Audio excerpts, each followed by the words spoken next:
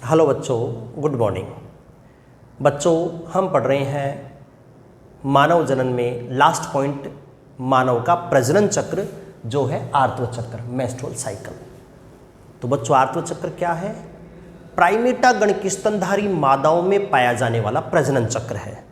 जैसे मनुष्य, कपि और बंदर, इनकी मादाओं में प्रजनन के लिए इनके गर्भाशय में, अंडाशय में जो चक्रीय परिवर्तन होते हैं वो है बच्चों आर्तव चक्र, जिसकी अवधि मैंने बता दी थी आपको पिछली क्लास में कि आर्तव चक्र की जो अवधि होती है मनुष्य में वो 28 या 29 दिनों की होती है। मनुष्य के लिए इसकी अवधि कितनी होती है बच्चों?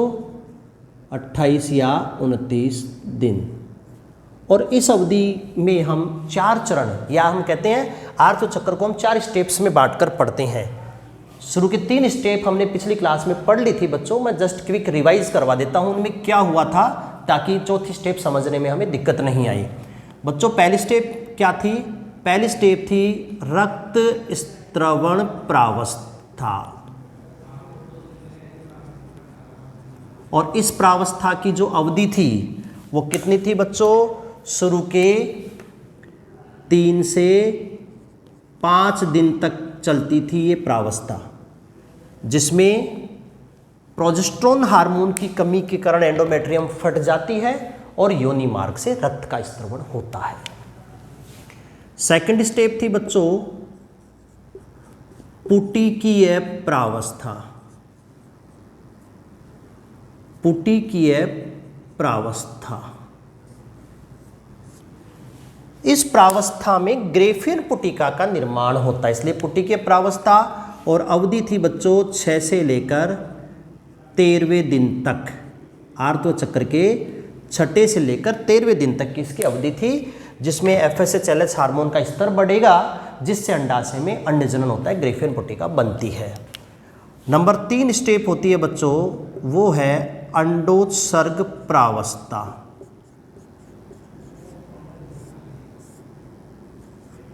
Ovulatory phase. इस प्रावस्था में LH और एस्ट्रोजन हार्मोन के कारण अंडाशय में बनी हुई ग्रेफियन पुटिका फट जाती है और अंडाणु जो है वो अंडाशय से बाहर मुक्त हो जाता है। इस घटना को बोलते हैं अंडोत्सर्ग, और ऐसा होता है आर्तव चक्र के 14वें दिन। आर्तव चक्र के 14वें दिन ये घटना होती है बच्चों।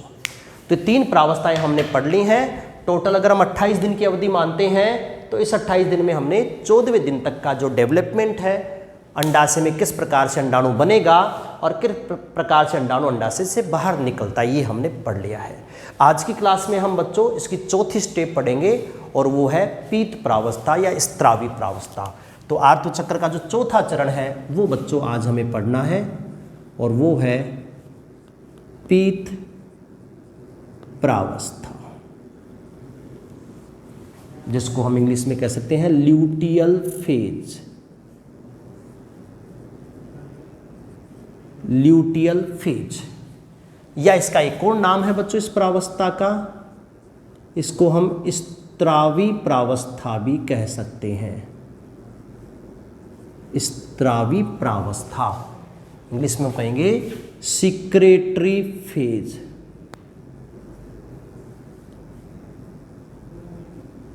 ये है आर्तव चक्र का चौथा चरण, पीत प्रावस्था, या फिर हम कहेंगे स्त्रावी प्रावस्था।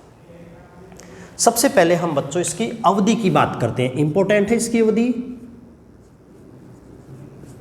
पीत प्रावस्था की अवधि, अगर आर्तव चक्र के ड्यूरेशन से काउंट करें तो आर्तव चक्र के 15वें से लेकर 28वें दिन तक,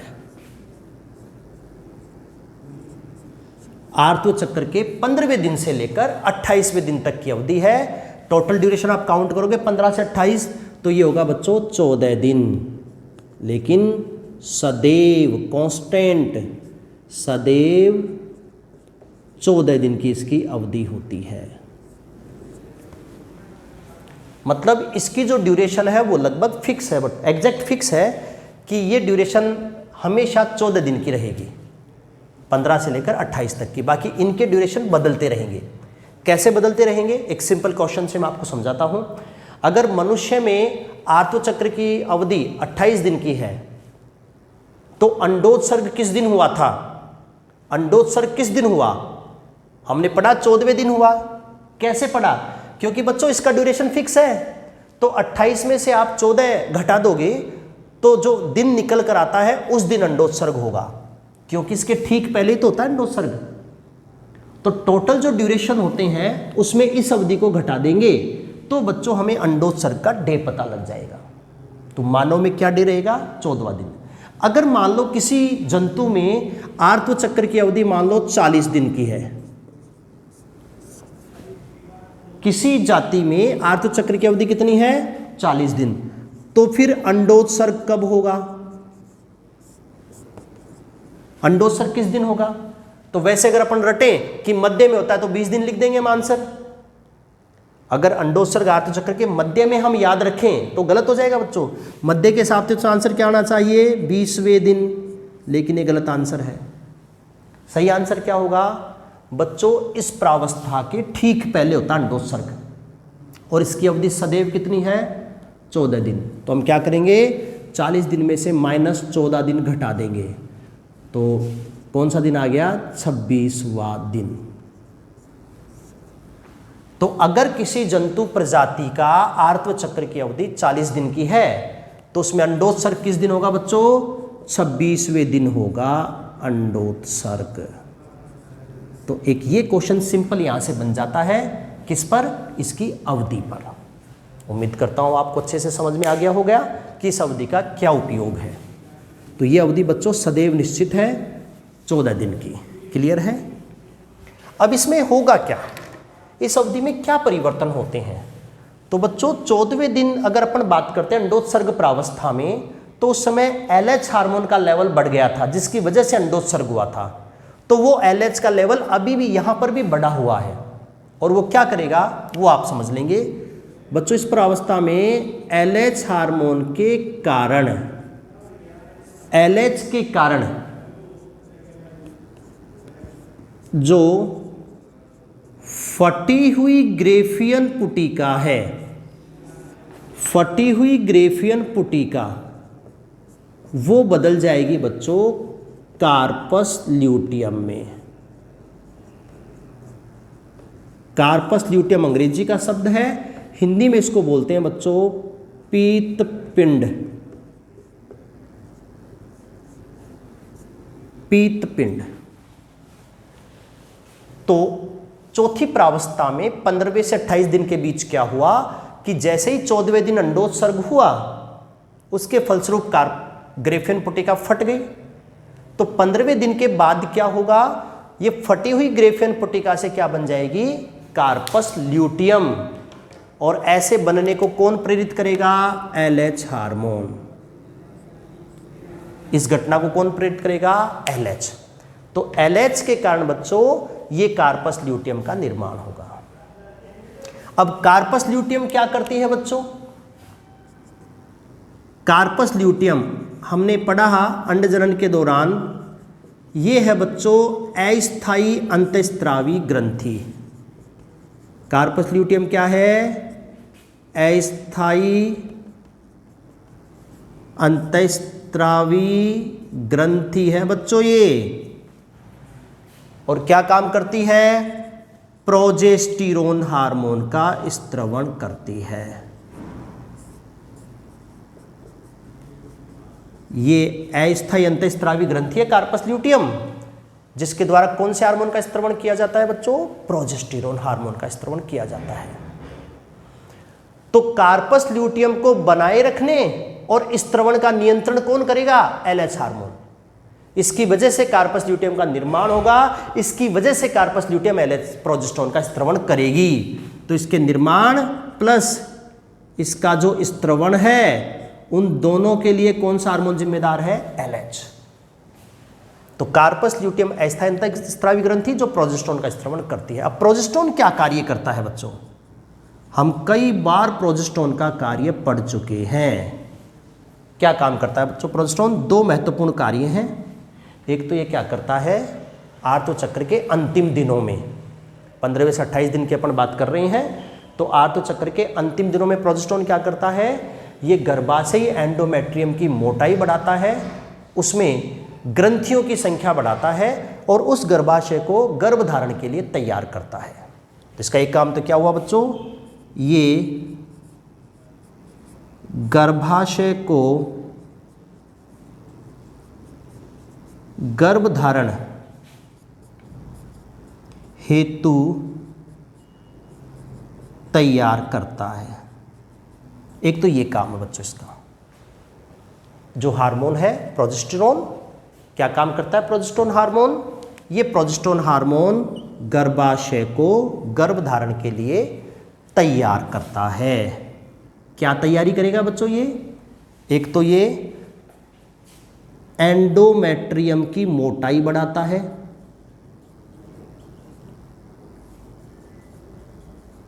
जो काम एस्ट्रोजन ने किया था वो करेगा। एंडोमेट्रियम की मोटाई बढ़ाता है और इसके अलावा ये गर्भाशय में ग्रंथियों की संख्या बढ़ाता है। गर्भाशय भित्ति के अंदर जो ग्रंथियां हैं उनकी संख्या बढ़ाता है, ताकि गर्भाशय ज़्यादा मात्रा में तरल का स्त्रवण करने लग जाए, ताकि आसानी से भ्रूण को धारण कर सके। तो कुल मिलाकर प्रोजेस्टेरोन ने क्या किया, गर्भाशय को गर्भधारण के लिए तैयार किया। कैसे तैयारी की? एंडोमेट्रियम की मोटाई बढ़ा दी, ग्रंथियों की संख्या बढ़ा दी, रुधिर केशिकाओं का जाल बढ़ा दिया। सर्वाधिक मोटी एंडोमेट्रियम बच्चों इसी प्रावस्था में होती है, गर्भाशय में, गर्भधारण को तैयार करने के लिए। अब दूसरा क्या काम करता है, अगर निषेचन हो जाता है तो ये गर्भावस्था को बनाए भी रखता है बच्चों। यही हार्मोन प्रोजेस्टेरोन का दूसरा कार्य क्या है, निषेचन होने पर यह गर्भावस्था को बनाए रखता है। अगर निषेचन हो जाता है, गर्भधारण हो जाता है, तो ये हार्मोन गर्भावस्था को भी बनाए रखता है। कैसे बनाए रखता है बच्चों? प्रोजेस्टेरोन ऑक्सीटोसिन का विरोधी है। ये प्रोजेस्टेरोन जो हार्मोन है वो ऑक्सीटोसिन का विरोधी है। ऑक्सीटोसिन क्या करता है, गर्भाशय भित्ति में संकुंचन करता है ताकि भ्रूण को बाहर धकेल दिया जाए।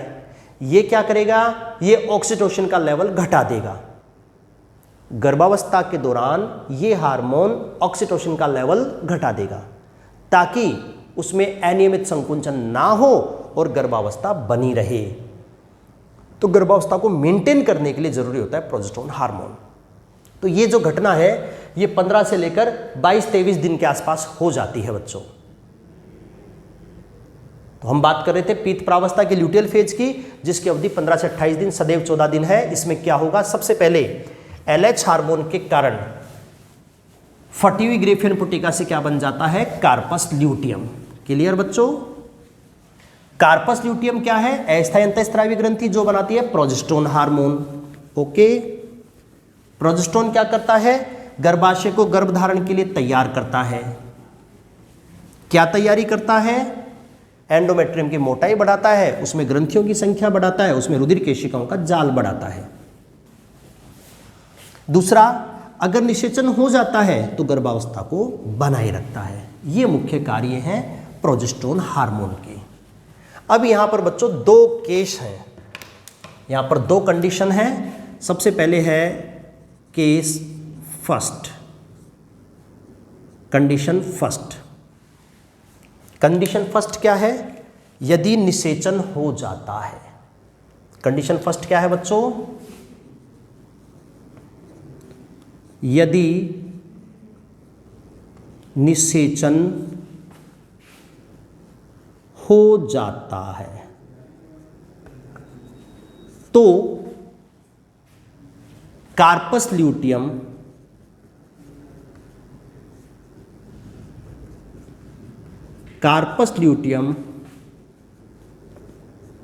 पूरे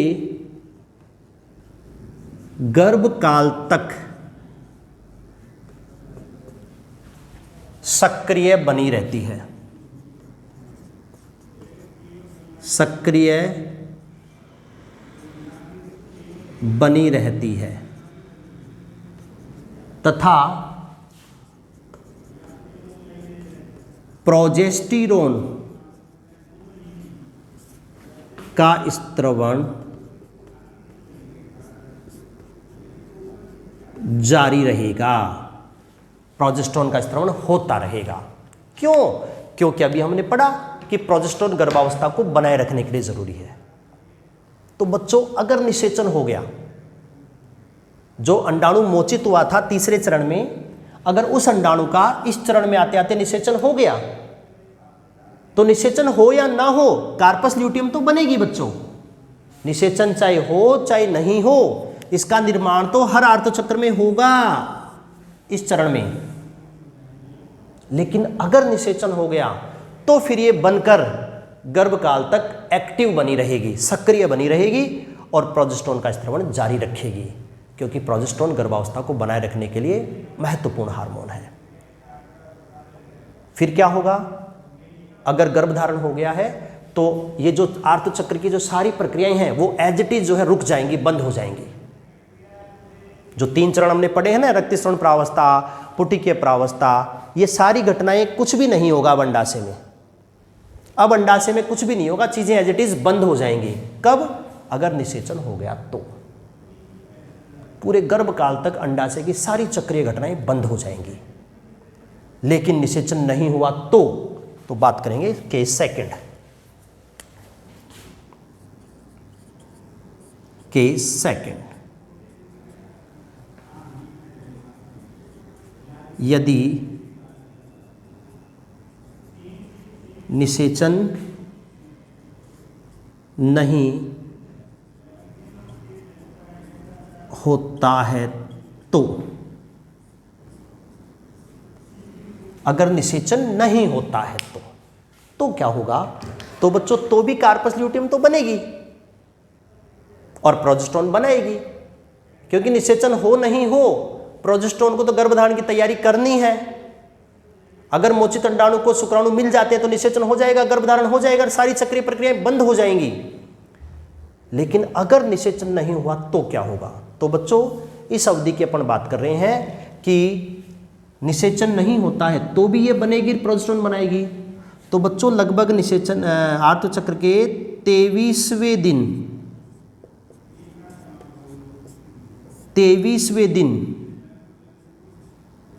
के आसपास लगभग डेटा है कि निषेचन नहीं होता है तो 23वें दिन के आसपास जो प्रोजेस्टेरोन की सांद्रता है वो उच्चतम हो जाती है।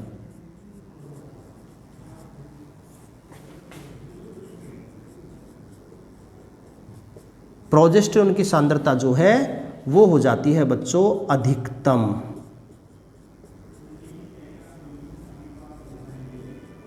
मैक्सिमम। अगर बच्चों निषेचन नहीं होता है, निषेचन होता है तो भी सांद्रता तो बढ़ेगी प्रोजेस्टेरोन की, लेकिन नहीं हुआ तो भी सांद्रता बढ़ी और 23वें दिन के आसपास इसकी सांद्रता मैक्सिमम हो जाती है प्रोजेस्टेरोन की। बच्चों, प्रोजेस्टेरोन की जो अधिकतम सांद्रता है ये क्या करती है? ये हाइपोथैलेमस को निगेटिव फीडबैक देती है। ये अधिकतम सांद्रता क्या करती है? जो हाइपोथैलेमस की अपन ने बात करी थी, उस हाइपोथैलेमस को क्या करती है? ये हाइपोथैलेमस को निगेटिव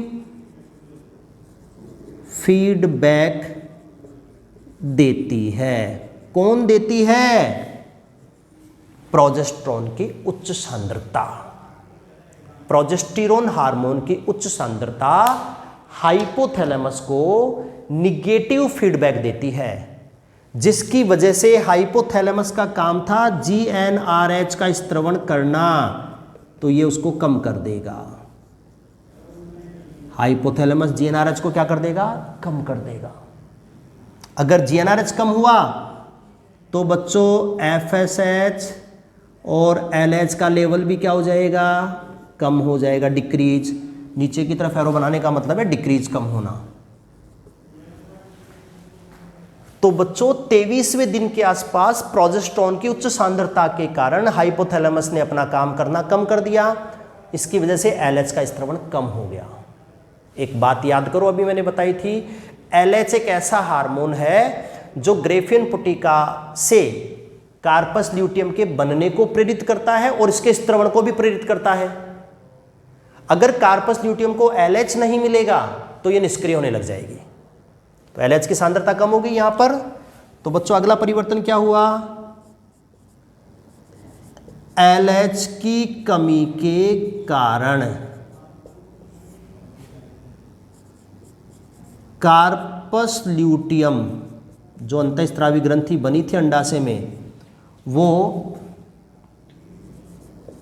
धीरे धीरे निष्क्रिय होने लगती है।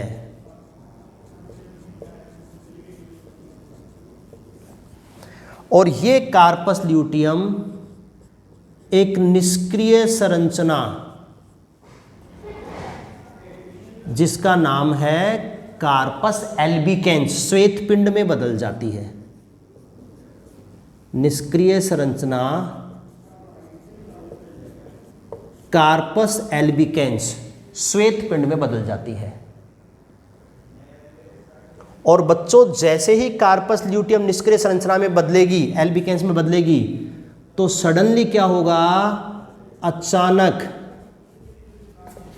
प्रोजेस्टेरोन हार्मोन की कमी हो जाएगी।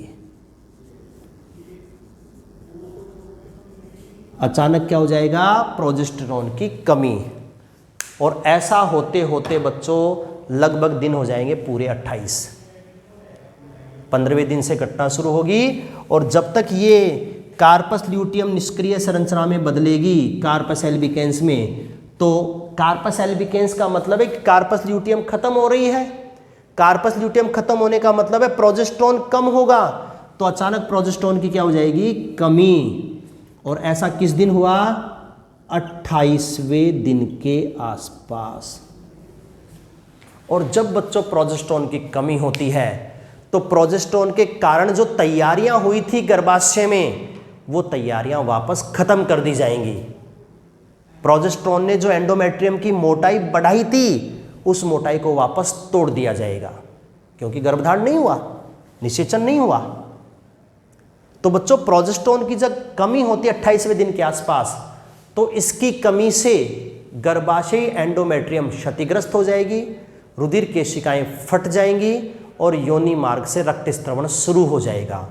मतलब अगले आर्तव चक्र की रक्त स्त्रवण प्रावस्था शुरू हो गई है।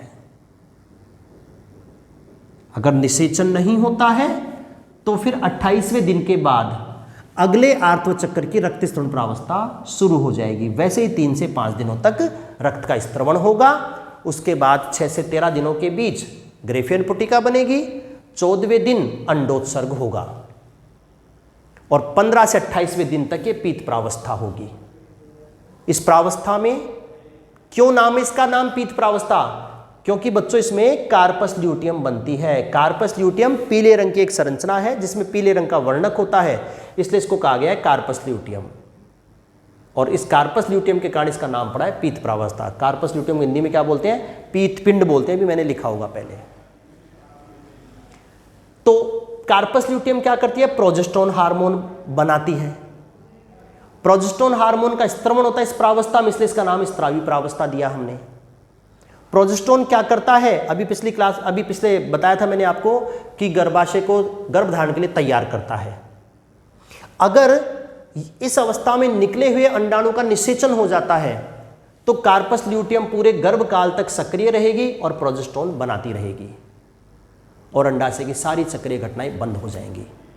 लेकिन अगर निषेचन नहीं होता है तो चक्र के 23वें दिन के आसपास प्रोजेस्टेरोन की उच्च सांद्रता हो जाती है, जो हाइपोथैलेमस को निगेटिव फीडबैक देती है। इसके कारण हाइपोथैलेमस का हार्मोन घट जाता है। इसकी वजह से होने वाले हार्मोन का लेवल घट जाता है एलएच। और जैसे ही बच्चों एलएच की कमी होगी तो कार्पस ल्यूटियम धीरे धीरे निष्क्रिय होने लगेगी। क्योंकि कार्पस ल्यूटियम LH के कारण ही बनती है और LH के कारण ही प्रोजेस्टेरोन का स्त्रवण करती है।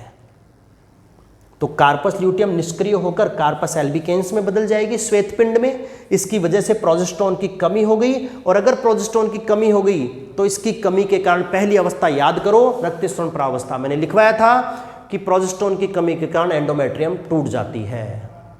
तो कमी क्यों हुई अब आपको अच्छे से समझ में आ गया होगा कि 28वें दिन के आसपास प्रोजेस्टेरोन कम होने लगता है और इसकी कमी होने पर अगले आर्तव चक्र की रक्त स्त्रवण प्रावस्था प्रारंभ हो जाती है।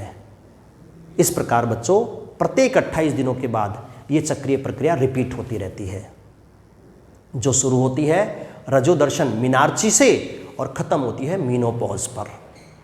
तो एक जो स्वस्थ वयस्क महिला है वो रजोदर्शन मीनार्ची से लेकर रजोनिवृत्ति मीनोपॉज तक इस प्रकार से अंडाणु का निर्माण करती है, गर्भधारण कर सकती है। अगर बच्चों गर्भधारण हो जाता है तो आर्तव चक्र की सभी घटनाएं गर्भकाल तक 9 महीने तक एज इट इज बंद हो जाती हैं, इनमें कोई परिवर्तन नहीं होता। और अगर निषेचन नहीं होता है तो ये चक्रीय प्रक्रिया हर 28 दिन के बाद रिपीट होती रहती है। ये था बच्चों मानव का आर्तव चक्र, स्त्रियों का आर्तव चक्र, जो हमें क्लियरली समझाता है कि किस प्रकार अंडाणु बनता है और कब कब निषेचन की संभावनाएं होती हैं, कब नहीं होती हैं। क्लियर है बच्चों? मैं उम्मीद करता हूँ बहुत अच्छे से आपको समझ में आ गया होगा। अब आर्तव चक्र से संबंधित कुछ अन्य पॉइंट्स और हैं इस चैप्टर में बचे हुए, तो हम उनकी बात और कर लेते हैं।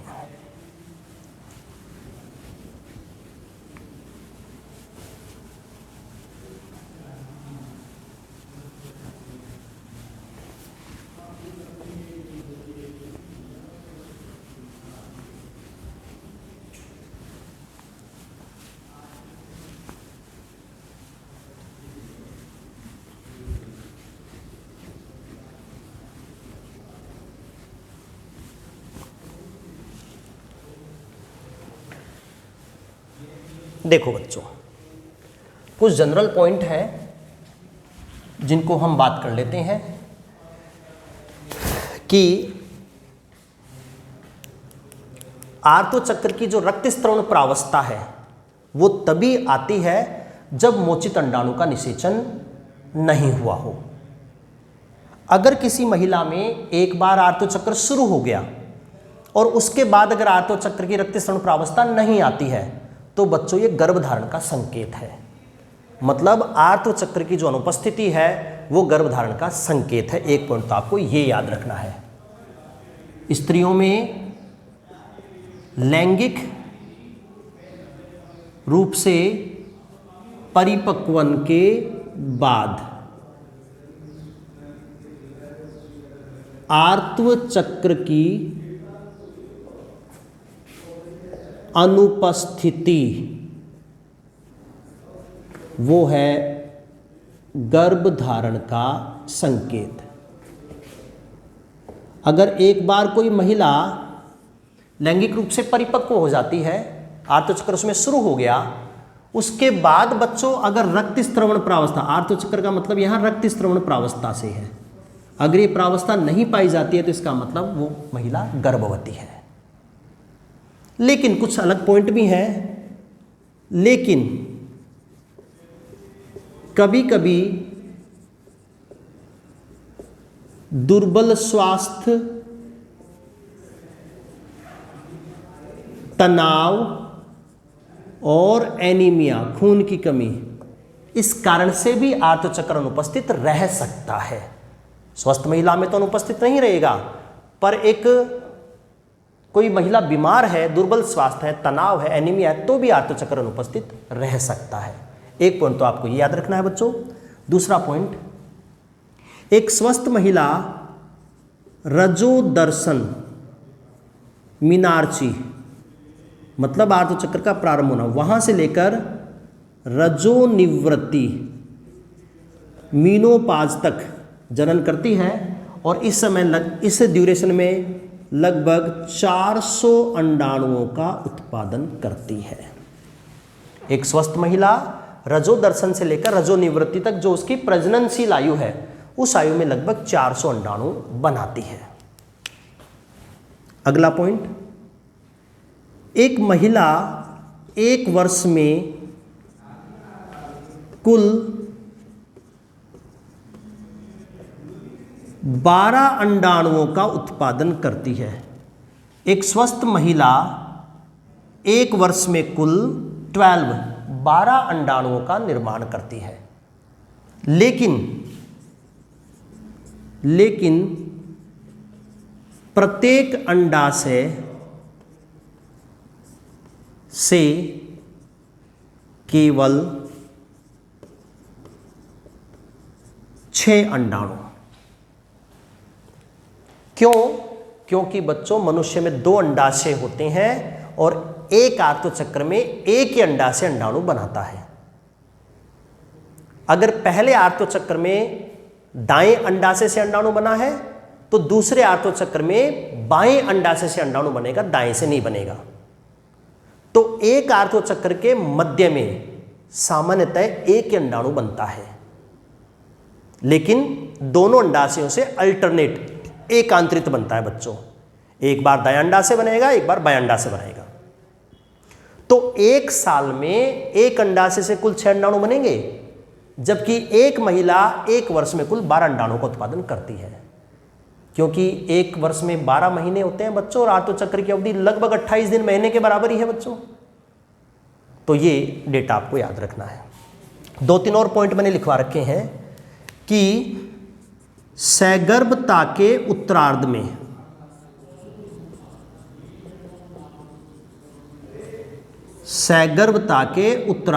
उत्तरार्ध मतलब अंतिम महीनों में ओवरी अंडाशय द्वारा रिलैक्सिन हार्मोन का स्त्रवण किया जाता है। यह शायद मैंने आपको पहले भी बता दिया था कि सगर्भता के उत्तरार्ध में अंतिम महीनों में अंडाशय द्वारा रिलैक्सिन हार्मोन बनता है। रिलैक्सिन क्या करता है बच्चों? यह हार्मोन श्रोणी मेखला, जो श्रोणी मेखला होती है, श्रोणी मेखला के जगन संधान को शिथिल रिलैक्स कर देता है। ये इसका काम है। श्रोणी मेखला श्रोणी क्षेत्र का कंकाल है, जहां से हमारे पश्चपाद टांगे जुड़ी हुई रहती हैं। तो महिलाओं में जब गर्भकाल समाप्त होने को आता है तो अंडाशय से रिलैक्सिन हार्मोन निकलता है, जो श्रोणी मेखला के जगन संधान को ढीला लूज कर देता है ताकि शिशु का जन्म आसानी से हो सके। तो ये हार्मोन बच्चों शिशु के जन्म में, प्रसव में मदद करता है। इसके अलावा बच्चों सगर्भता के दौरान, जब गर्भावस्था होती है तो उसके दौरान कुछ अन्य हार्मोन्स का लेवल भी माता के रुधिर में बढ़ जाता है। जैसे एस्ट्रोजन की मात्रा बढ़ जाती है, जैसे प्रोजेस्टेरोन की मात्रा बढ़ जाती है, जैसे कॉर्टिसोल हार्मोन की मात्रा बढ़ जाती है और थायरोक्सिन हार्मोन की मात्रा भी बढ़ जाती है। तो गर्भवती महिला में इन सभी हार्मोन्स का लेवल भी बढ़ा हुआ रहता है। ये सभी हार्मोन माता और गर्भस्थ शिशु की उपापचय क्रियाओं को नियंत्रित करते हैं और गर्भस्थ शिशु की वृद्धि में सहायता करते हैं। तो ये था बच्चों प्रजनन चक्र में आर्तव चक्र और आर्तव चक्र से जुड़ी हुई कुछ महत्वपूर्ण फैक्ट्स। इसके साथ ही बच्चों आर्तव चक्र टॉपिक खत्म हो जाता है, चैप्टर मानव जनन भी खत्म हो जाता है बच्चों। काफ़ी बड़ा चैप्टर था ये मानव जनन, जो नीट और 12वीं दोनों क्लासेज के हिसाब से इम्पोर्टेंट है। नीट के बच्चे भी कम से कम 2 से 3 क्वेश्चन यहाँ से तैयार करेंगे। एग्जाम में 2 से 3 क्वेश्चन इस चैप्टर से पूछे जाते हैं। तो किसी भी प्रकार की समस्या हो नीट के बच्चों को तो आप मेरे से कंसल्ट कर सकते हैं। ठीक है बच्चों। अब देखो जब आप एनसीईआरटी सोल्व करेंगे तो लास्ट में एनसीईआरटी में एक छोटा सा क्वेश्चन दे रखा है जुड़वा बच्चों के बारे में, ट्विंस के बारे में। तो वो ट्विंस क्या होते हैं मैं आपको वो और समझा देता हूँ बच्चों। इसी चैप्टर का हिस्सा है जुड़वा बच्चे या ट्विंस।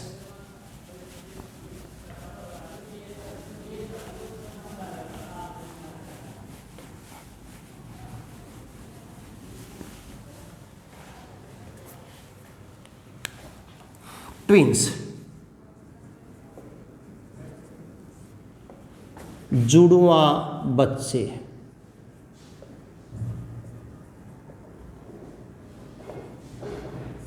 सिंपल मीनिंग है सरल परिभाषा है। जुड़वा बच्चे क्या होते हैं? तो एक बार में 2 या 2 से अधिक बच्चों का डेवलपमेंट होना, उनका जन्म लेना, जुड़वा बच्चे हैं। अगर किसी गर्भवती महिला के गर्भ में एक साथ 2 या 2 से अधिक गर्भ हैं, 2 या 2 से अधिक भ्रूण बन रहे हैं, तो वे भ्रूण, वे गर्भ आपस में कहलाते हैं बच्चों जुड़वा बच्चे, ट्विन्स कहलाते हैं।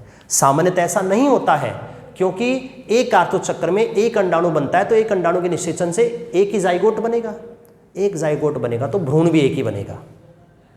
तो जनरली एक बार में एक गर्भ बनता है, पर कभी कभी एक्सेप्शनली 2 या 2 से अधिक बच्चे बन जाते हैं गर्भावस्था में, तो वो बच्चे आपस में कहलाते हैं जुड़वा बच्चे, ट्विन्स कहलाते हैं बच्चों। 2 प्रकार के होते हैं जुड़वा बच्चे, ट्विन्स 2 प्रकार के होते हैं।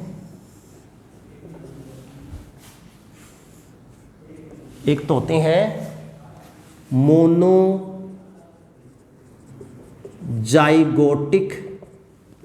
ट्विन्स, जिनको कह सकते हैं हम लोग समरूप जुड़वा, आइडेंटिकल ट्विन्स।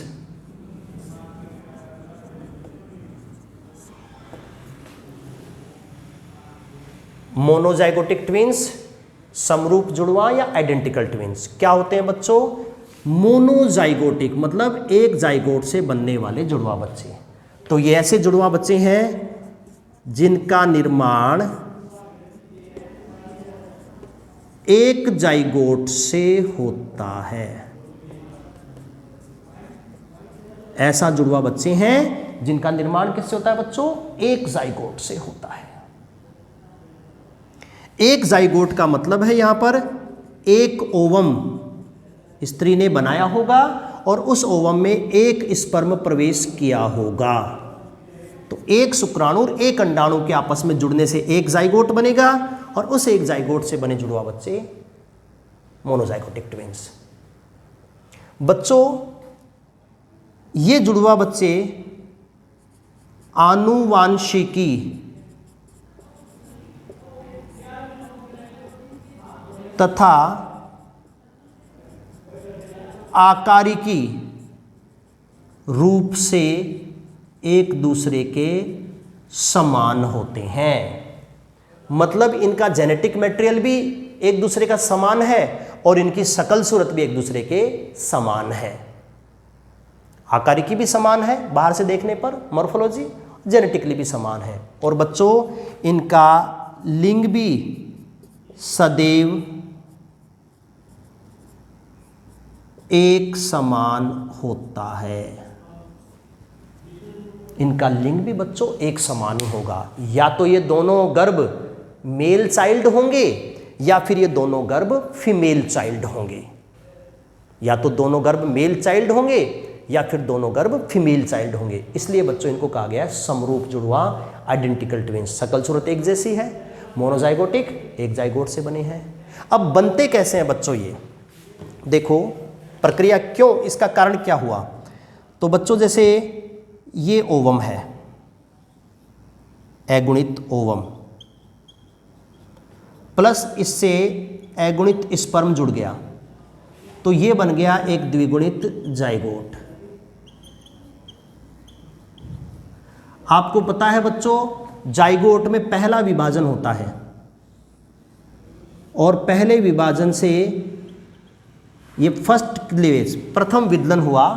प्रथम विदलन से यहां पर 2 सेल स्टेज, 2 कोशिका की अवस्था बन गई। अगर बच्चों किसी भी कारण से ये दोनों कोशिकाएं एक दूसरे से अलग हो जाएंगी, सामान्यतः तो नहीं होती हैं, सामान्यतः तो बच्चों ये 2 कोशिकाएं अलग नहीं होती हैं, क्योंकि ये कोशिकाएं जाइगोट में आपस में जुड़ी हुई हैं। जाइगोट एक कोशिका है, इसने किया पहला विदलन यहां पर, और पहले विदलन से कितनी कोशिकाएं बन गई हैं? 2 कोशिकाएं। अगर ये दोनों एक साथ चिपकी हुई हैं, जुड़ी हुई हैं, तब तो एक भ्रूण बनेगा। लेकिन अगर बच्चों ये दोनों अलग अलग हो गई कोशिकाएं एक दूसरे से, तो ये दोनों अलग अलग डेवलप हो जाती हैं और 2 अलग अलग भ्रूण बना लेती हैं। और वो दोनों भ्रूण का आनुवांशिक पदार्थ एक जैसा है, इसलिए आनुवांशिक रूप से और आकारिक रूप से एक दूसरे के समान है। दोनों में एक ही शुक्राणु प्रवेश किया था तो या तो शुक्राणु में गुणसूत्र विन्यास 22 + x होगा या फिर होगा 22 + y, दोनों में से एक। तो या तो दोनों मेल चाइल्ड या दोनों फीमेल चाइल्ड। तो ये बच्चों होते हैं मोनोजाइगोटिक ट्विंस। क्लियर है बच्चों? दूसरा है डाइजाइगोटिक ट्विंस। डाइगोटिक ट्विंस, इनको बोलते हैं बच्चों हम नॉन आइडेंटिकल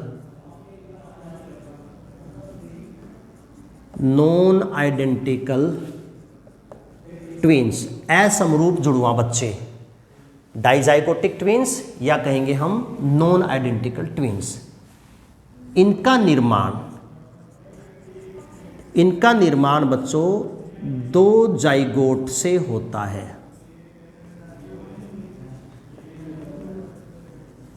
दो जाइगोट का मतलब है 2 ओवम + 2 स्पर्म।